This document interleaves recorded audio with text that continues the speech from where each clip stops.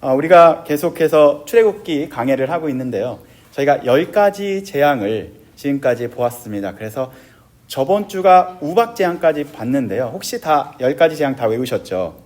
쉽게 외우는 방법을 알려드렸습니다.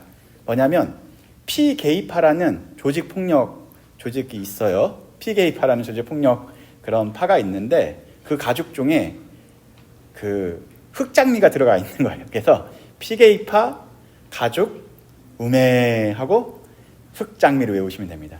피가 뭐였죠? 피? 나일강이 피로 바뀌는 그게 심판이 있었고, 두 번째가 피개니까 개죠. 개구리죠. 멍멍개 아닙니다.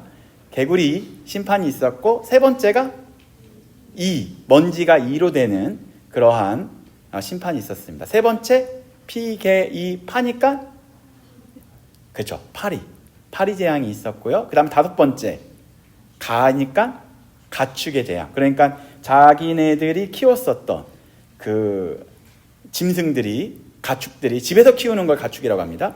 그 가축이 죽임을 당하게 됩니다. 피게이파 가. 그 다음에 족인데 종으로 외우죠. 가족이라고 했지만 종입니다. 종. 악성종기.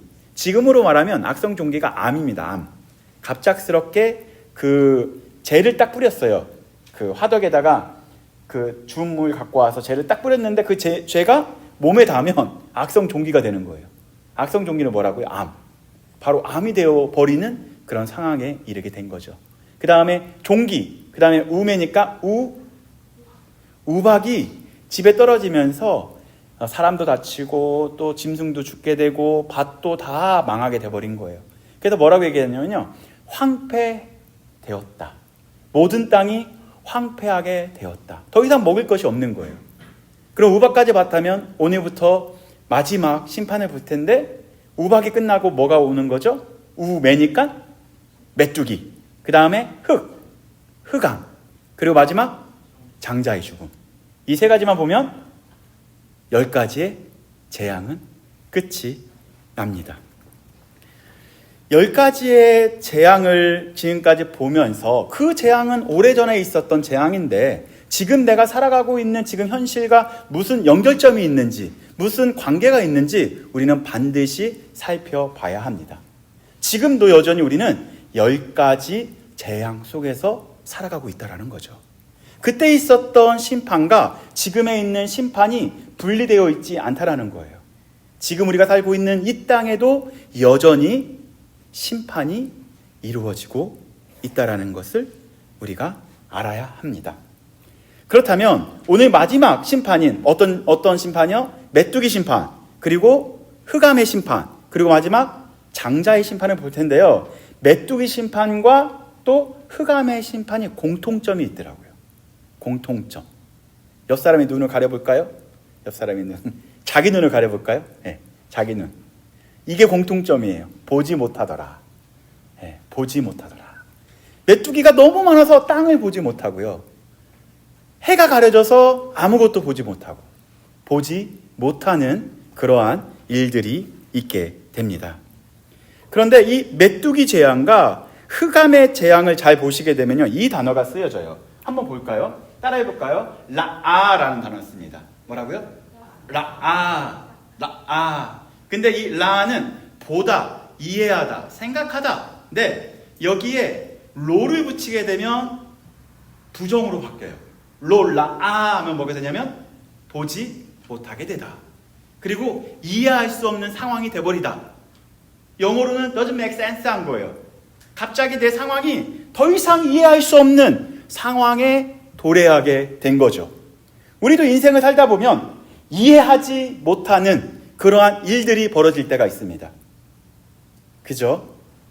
이해되지 못하는, 해석되지 못하는 일들을 경험할 때가 있습니다.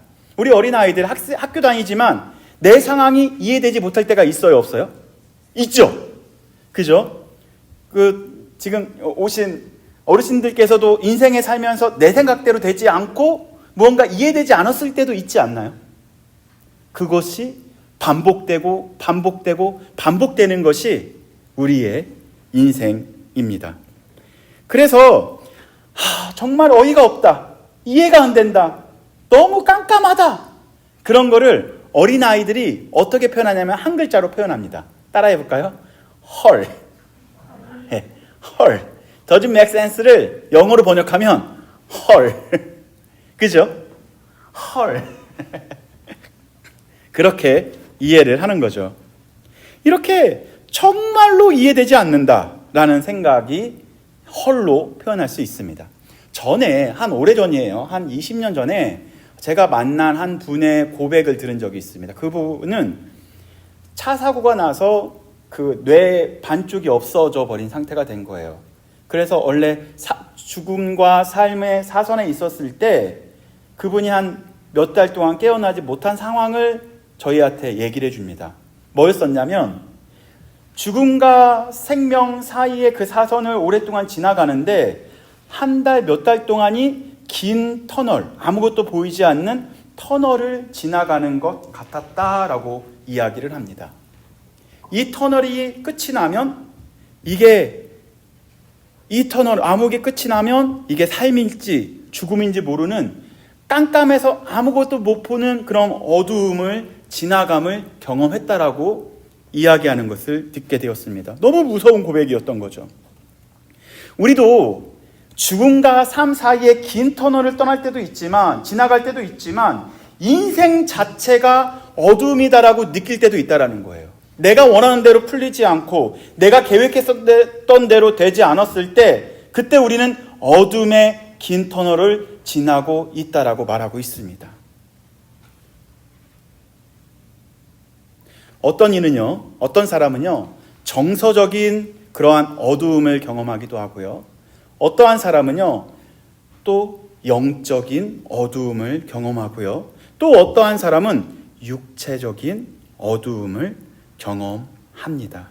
그러한 어두움의 터널을 지나갈 때가 있다라는 거죠. 오늘 이 심판을 받는 이집트의 백성들이 이 어두움의 터널을 지나가고 있는 상황입니다. 그들은 수많은 반복되는 재앙과 심판 때문에 더 이상 희망이 없습니다. 앞이 깜깜합니다. 소망도 없습니다. 기대감조차 없이 그들의 삶은 짓밟혀져 버린 상황이 되었습니다. 저번 주에 우리가 무엇이 떨어졌다고요? 위에서 우박이 떨어지면서 자기가 믿고 있었던 이 땅, 자기의 생계를 책임져 줘야 되는 그 밭과 땅이 다 망가져 버리게 됩니다. 자신이 키웠던 소와 이 모든 것들이 다 죽임을 당하게 된 거죠. 그들은 이집트 그 큰 땅에서 고센이라는 땅 그곳만 제외하고 모든 땅이 다 황폐해 버리게 됩니다. 그들은 자기의 죽음 가축 앞에서 황폐해 버린 바로 그들의 밭 앞에서 망연자실하며 울고 있었습니다.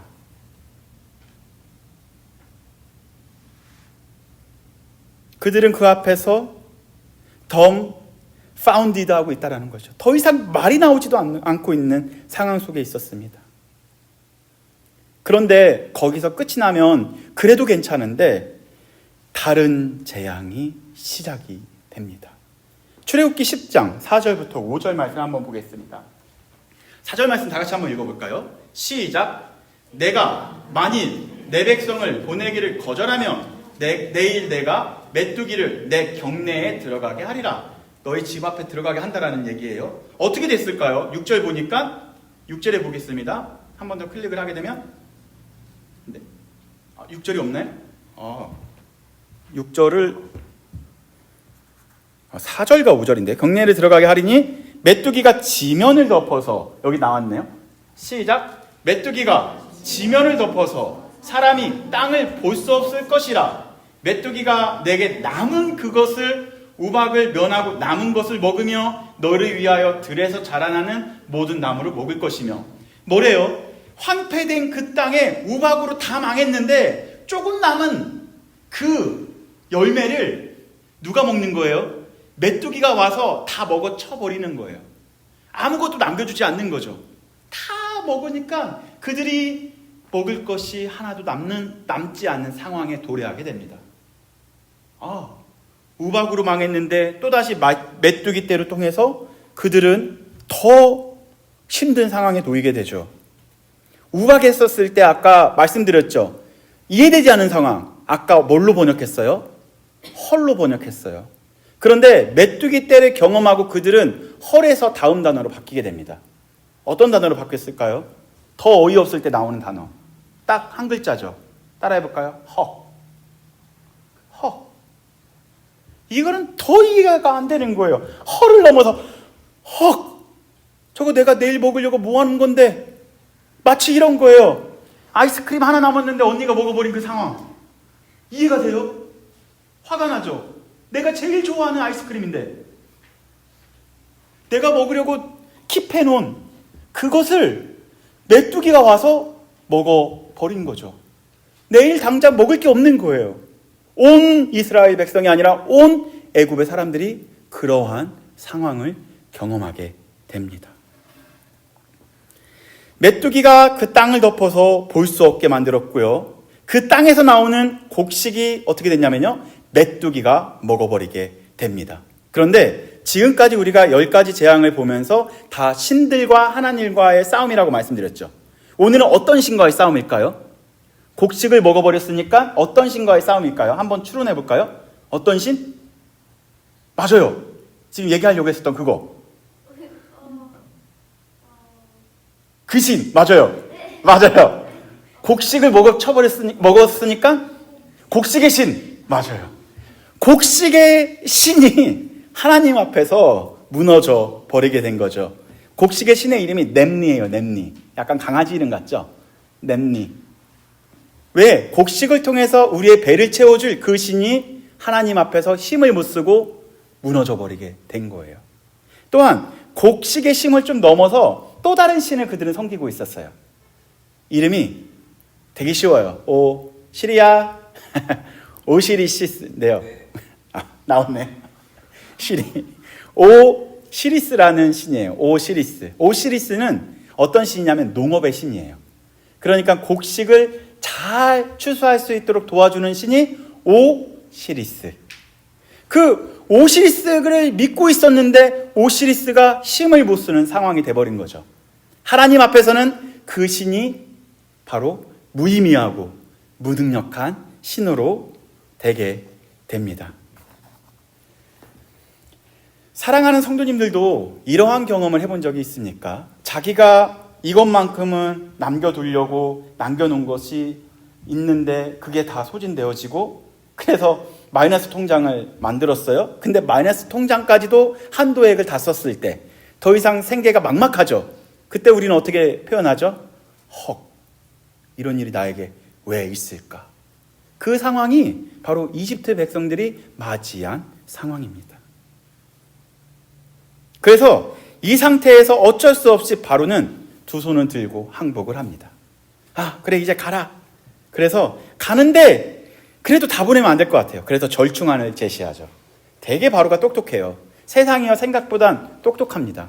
그리고 구차하고요 끈질겨요. 얼마나 끈질긴지 10장 10절 말씀 한번 볼까요? 얼마나 끈질기니 바로가 그들에게 이르되 내가 너희와 너희 누구를 보낸대요? 어린아이들을 보내면 여호와가 너희와 함께한 같으니 보라 그것이 너희에게는 나쁜 것이야. 그래서 뭐라고 얘기하냐면요. 절충안이 뭐냐면 11절에 나와요. 그렇게 하지 말고 너희 남자들만 가라. 장정들만 가라. 가서 여호와를 섬겨라. 이것이 너희가 구하는 바니 이에 그들이 바로 앞에서 쫓겨나니라 라고 이야기합니다. 끝까지 세상은 놓지 않습니다. 하나님의 방법, 하나님의 방식을 그대로 하나님의 계획이 이루어질 수 있지 않도록 그들은 방해한다라는 거죠. 이제 바로에게 남은 신이 있을까요? 그들이 지금까지 섬겼었던 신들은 이미 바닥이 났습니다. 바로가 의지했었던 신들의 이름 기억나시나요? 첫 번째 신이 하피 신이었고요. 두 번째가 헤게트 신, 그리고 세 번째가 게부. 게부는 뭐였었냐면 땅의 신이었고요. 그 다음에 우아체트는 생각나죠? 코브라 신, 그죠? 우아체트. 그리고 하토르 아피스는 송아지 신, 소의 신이었었고요. 그 다음에 세그메트와 입호텝은 뭐였었냐면 치루의 신, 의술의 신이었었습니다. 그리고 하늘의 신 폭풍 전쟁의 신, 곡식의 신, 농업의 신, 풍요의 신이 다 죽어버린 거예요. 하나님 앞에서 무능력이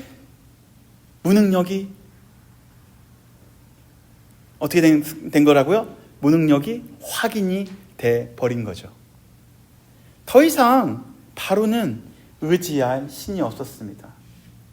그런데 바로가 의지할 최고의 신이 딱 하나 남았었습니다. 그 신의 이름이 어떤 신이었었냐면요, 도레미파솔라, 따라해볼까요? 라신이었어요. 라신. 라신은 뭐냐면 태양의 신입니다. 태양의 신. 매일같이 태양은 동쪽에서 떠서 서쪽으로 가라앉죠.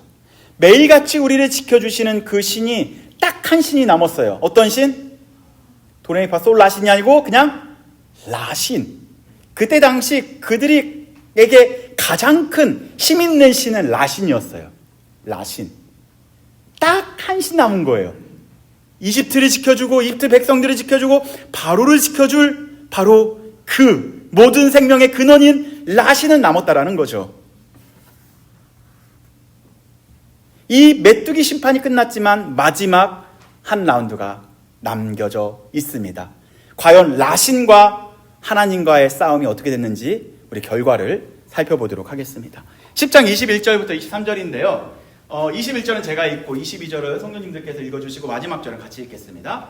여호와께서 모세에게 이르시되 하늘을 향하여 내 손을 내밀어 애굽 땅에 흑암이 있게 하라. 곧 더듬을 만한 흑암이니라. 그 다음 한번 읽어볼까요? 시작.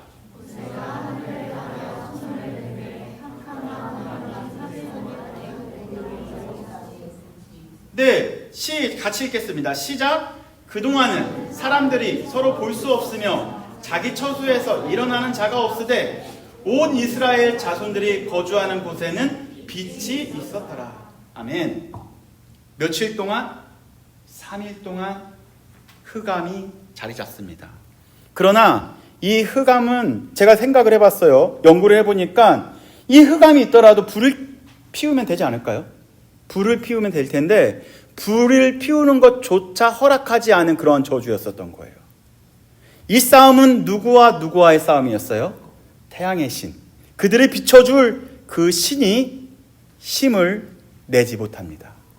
여호와께서 한 말씀 하시니까 그 태양은 거기서 힘을 내지 못하고 능력을 발휘하지 못하고 바로 죽임을 당하게 된 거죠. 12시간 동안 자신을 지켜줬던 태양의 신, 라신, 그 라신이 허락되지 않았습니다. 바로는 더 이상 의지할 신이 없었던 거죠. 더 이상 그를 지켜줄 신이 없었습니다. 더 이상 그를 보호해줄 신이 없습니다. 바로만 그럴까요? 애굽 백성들도 동일합니다.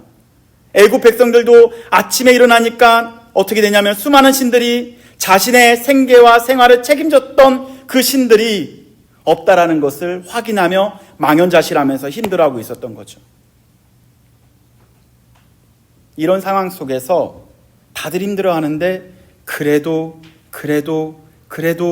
믿고 있었던 한 사람이 있었습니다. 애굽 사람들은 모든 것이 망했다고 생각했었는데 한 사람은 남았다고 생각했었던 거죠. 보이지 않는 신은 죽었지만 아직 보이는 신이 살아있다라고 그들은 믿고 있었습니다. 그 신의 이름은 제가 이렇게 지어봤습니다. 따라해볼까요? 숨어있는, 다시요. 숨어있는 가장 큰 신. 숨어있는 가장 큰 신. 8글자죠. 이거 외울 수 있죠? 어떤 신이요? 보이는 신이지만 숨어있는 가장 큰 신을 애굽들이 믿고 있었던 거예요.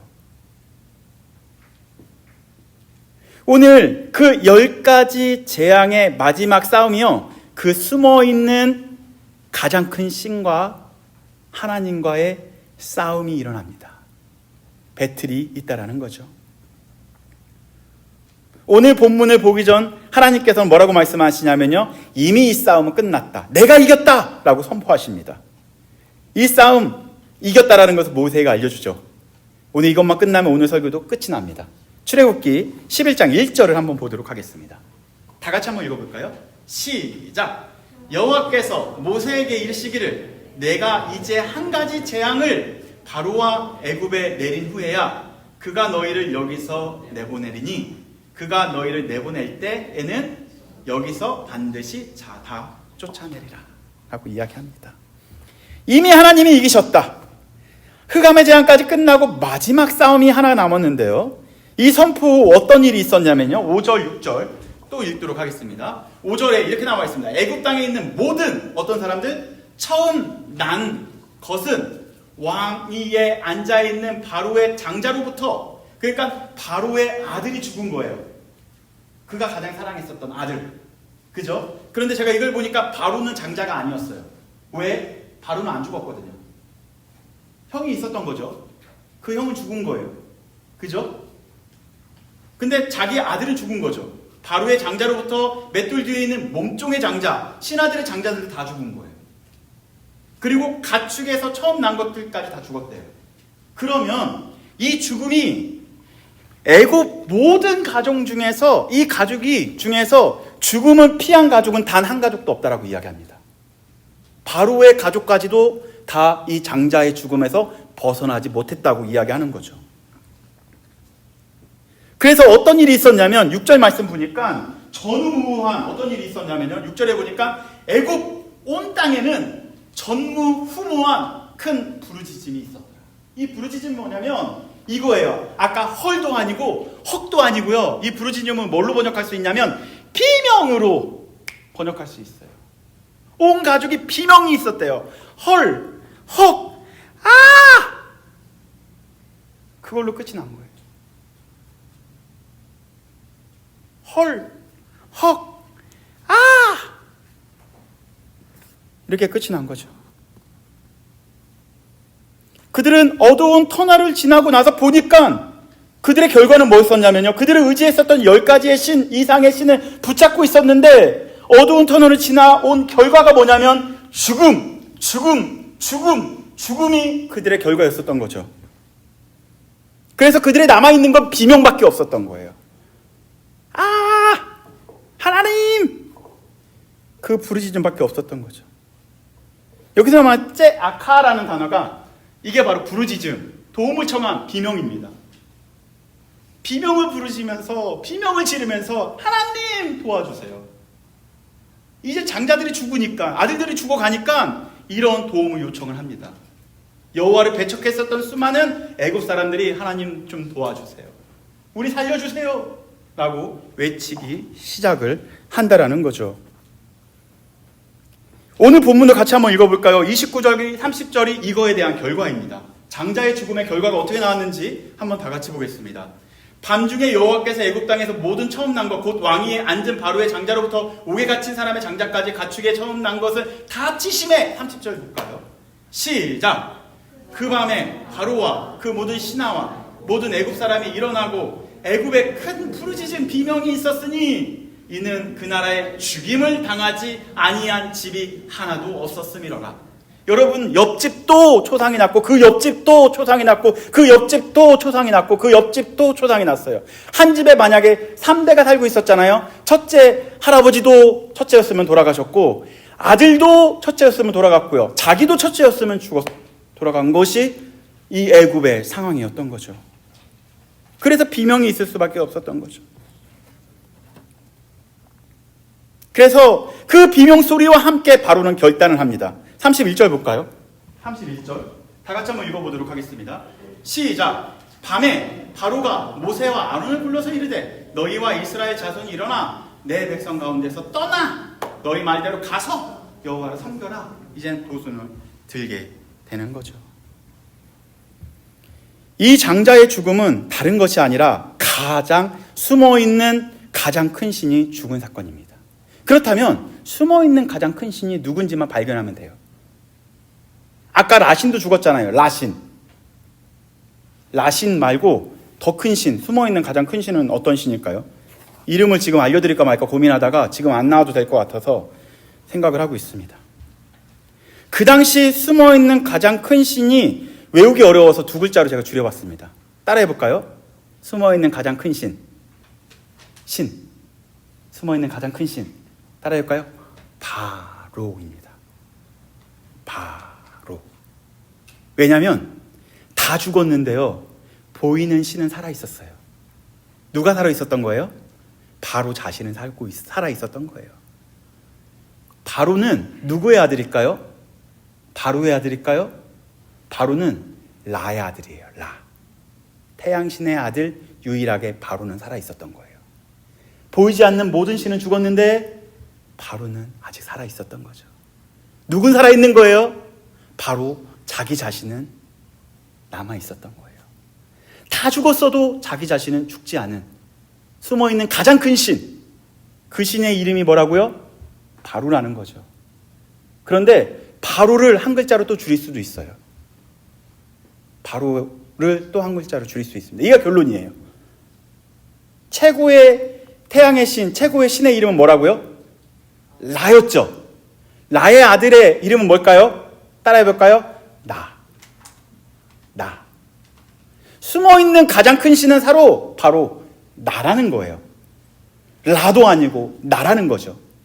내가 살고 싶어서 모든 신을 만들었고요, 나만 살면 됐기 때문에 바로에게는 양보가 없었습니다. 이 시대를 살면서 나만 살면 됐었던 거거든요.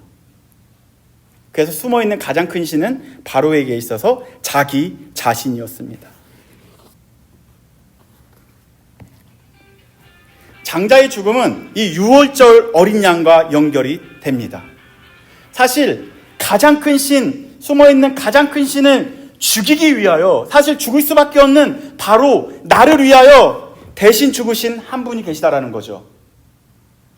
이때 당시 장자의 죽음을 면했을 수 있었던 사람들은 유일하게 어린 양으로 피를 문지방으로 바른 사람들은 죽음이 아니라 생명을 얻을 수 있게 됩니다. 하나님께서 말씀하셨거든요. 가서 어린 양을 잡아라. 그 다음에 피를 문지방에 발라라. 죽음의 사자가 와서 그 문지방을 패스오버하더라. 넘어가더라. 죽음의 신이 가지 못하고 넘어가더라. 무엇 때문에? 어린 양의 피 때문에. 다시 말해, 숨어있는 가장 큰 신은 나를 살리기 위하여 예수 그리스도가 문 앞에서 죽으신 사건이 십자가의 사건이고 바로 구원의 사건이라는 거죠. 바로 가장 큰 신, 숨어있는 가장 큰 신, 나를 살리려고 예수 그리스도가 죽으신 사건, 이것이 출애굽의 사건이라는 거예요. 지금 이 시대에 우리가 살아가고 있습니다. 지금 이 시대도 어떤 사회냐면요, 어떤 시대냐면요, 포스트 모더니즘의 시대입니다. 포스트 모더니즘의 가장 핵심적인 가치는 뭐냐면, 밸류는요, 바로 상대주의에 모든 걸 상대화시키는 거, 절대 진리 없다, 하나님 안 계시다, 신이 어딨냐 라고 말하는 거죠. 그런데 그 안에 더 핵심 가치를 뚫고 들어가면 뭐가 깔려있냐면, 따라해볼까요? 자율성이 깔려있어요. 자율성이 뭐냐면 영어로 어토노미입니다. 어토노미는 아우토스와 노모스를 합친 거예요. 내 자신이 신이 되는, 아니죠, 내 자신이 기준되는 것이 자율성이라는 거죠. 다시 말해, 지금 이 시대는 모든 자기 자신이 신이 되는 시대에 우리가 살아가고 있다는 거예요. 그러나 기독교인은 자기 자신이 신이 되는 것이 성경의 가치가 아니고요, 자기 자신을 내어드리고 내 주인은 예수님으로 모시는 것이 기독교인의 삶이라는 거죠. 2000년 전에 나를 살리려고 유일한 신이신 예수 그리스도께서 십자가에 올라가셨습니다. 인류 역사를 보면서 수많은 신들이 있었겠죠. 수많은 신들은 인간들에게 헌신을 요구합니다. 섬김을 요구합니다. 예배를 요구하고 제사를 요구합니다. 그러나 유일하신 예수님 한 분은요, 그 많은 신들 중에서 예수님 한 분은요, 나를 위해서 자기를 헌신하셨고 자기 자신을 내어주셨고 자기 자신의 피로 우리를 다시 자녀 삼으셨다라는 거예요. 그만큼 여러분들은 가치가 있는 삶입니다. 아멘? 그럼에도 불구하고 지금도 내 자신이 신이 되고자 예수님을 십자가에 못 박는 일들이 날마다 이루어지고 있다는 거죠. 이 시대를 살면서 하나님, 내가 보이지 않는 내 자신, 나를 하나님 앞에 내려놓고 내 안에 주님께서 들어와 주시고 주인 되어 주시고 우리를 이끌어 주시는 아버지 되어 주세요라는 그러한 기도가, 그러한 고백이 날마다 있어야 합니다. 아멘. 그래서 숨어있는 가장 큰 신은 한 글자로 뭐다? 바로 나다. 아멘. 나를 하나님 앞에 알려드리고, 하나님 나 부족합니다, 연약합니다, 내가 주인 되지 않고 주님이 주인 되어 주시옵소서라는 그러한 고백을 하며 일주일도 살아가기를 소망합니다. 마지막 시대에 우리가 가장 힘들게 싸워야 될 대상은 그럼 누굴까요? 바로 옆 사람이 아니고 원수도 아니고 나예요. 나와의 싸움이 날마다 있습니다. 날마다 있습니다. 바울이 그래서 고백했어요. 나는 날마다 싸운다. 나는 날마다 싸운다. 여러분들 내일도 월요일로 다시 돌아가시다 보면 현타 때문에 많이